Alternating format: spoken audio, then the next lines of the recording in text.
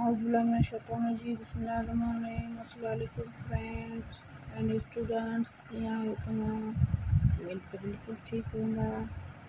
अॼु असां सिंधी शह किताब जो सबक़ ॿियो पढ़ंदासीं। इन खां पहिरियां मां सिंधीअ जे शह किताब जो पहिरियों सबक़ तव्हांजे साम्हूं पढ़ियो आहे। उनजी पूरी मश्क बि हल कई आहे। जेकॾहिं तव्हां न ॾिठो आहे त तव्हांखे मुंहिंजे चैनल ते मिली वेंदो ऐं उन वीडियो जी लिंक मां पंहिंजे डिस्क्रिप्शन में ॾेई छॾींदमि, तव्हां उनखे चेक करे सघो था।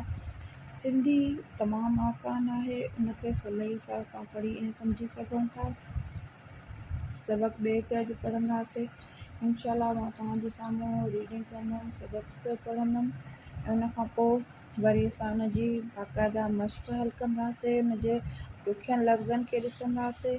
इंशाअल्लाह जिन खे सिंधी पढ़ण में मुश्किल थिए थी उनखे कोई बि मुश्किल न थींदी ऐं आसानीअ सां हू बि सिंधी खे पढ़ी सघनि था।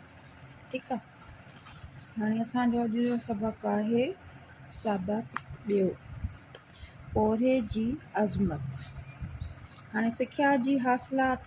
हाणे हिन सबक़ में तव्हांखे छा छा मिलंदो, छा छा तव्हां सिखी सघो था। पोहे जी अज़मत ॼाण त पोरियो चइबो छा के आहे, नवां लफ़्ज़ सिखणु, जुमिलनि में इस्तेमालु करणु, मुनासिब लफ़्ज़नि सां खाल भरणु, इस्म बाबति ॼाण हासिलु करणु। हाणे पहिरियां त पोरे जी अज़मत ॼाणो। तव्हांखे इहा ख़बर पवंदी सबक़ जे आख़िर में त पोरे जी अज़मत छा आहे। नवां लफ़्ज़ सिखंदव, उन्हनि जा तव्हां जुमिला ठाहींदव, उन खां पोइ मुनासिब लफ़्ज़ ॾेई करे उनजा खाल भरींदो। उन खां पोइ असांखे अचे थो ग्रामर में हिन में असांखे इस्म जी बाबति ॼाण हासिलु करणी आहे। ठीकु आहे। इहो आख़िर में मश्क में थींदो। इन खां पहिरियों असां शुरू था कयूं पंहिंजो सबक़। बिस्मिल्लाहिर्रहमानिर्रहीम। सबक़ ॿियो, पोरे जी अज़मत। पोरे में इंसान जी अज़मत लिकियलु आहे। पूरी दुनिया में हथ जे पोरे खे वॾे क़द्र जी निगाह सां ॾिठो वञे थो। पोरे जो मतिलबु आहे पंहिंजनि हथनि सां कमु करणु। जेको इंसान पोरे खां नटाए ऐं सुस्ती करे थो उहो ॿियनि जो मुहताज रहे थो। अहिड़ो माण्हू पंहिंजे ओड़े पाड़े ऐं क़ौम ते ॿार हूंदो आहे। असांजे नबी सॻोरे सल्लल्लाहु अलैहि वसल्लम पघर जे पोरे खे रिज़्क़ हलाल चयो आहे।